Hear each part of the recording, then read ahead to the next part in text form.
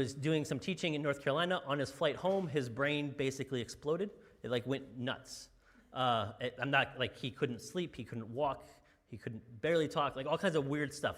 That started in November around Thanksgiving. He didn't preach again at Casa de Dios until February, the end of February. So he had an entire series of, he was hospitalized like 4 or 5 times. They were pretty sure he was going to die at any moment in that window. He did not die in that window. I've been praying for him, and we've been praying for him at different points. Amazing guy, amazing pastor. Their church, in the midst of all of this, has continued to grow. They currently have about 200 or so people who come on any given Sunday. Also in the midst of this season of affliction for Pastor Daniel, this, like when I read this like season, this ordeal of affliction, like, gosh, his stuff is wild. At the same time that's happening, he woke up one morning and got a call from somebody at his church. He said, Pastor, a drunk guy drove his truck into our church building, which is what happened. And so they went and checked it out.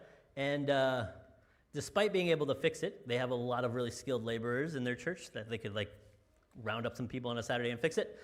Because of all kinds of different laws and rules and stuff, to fix their church building would be in the hundreds of thousands of dollars to get permits and civil engineers and architects, and then they have to restock out their church building based on ADA requirement, all kinds of stuff. Like it gets cost prohibitive anyway. On top of that, their church is too small. Their building itself is too small. Rodney's nodding in the back. If you have ever been to Casa de Dios, it's like a quarter of the size of this room.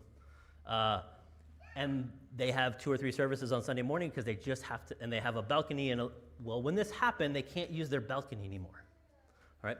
So their situation is, despite this abundance and this growth over and over and over again, they don't have a place to meet. They can't get their whole church together at any one time anymore.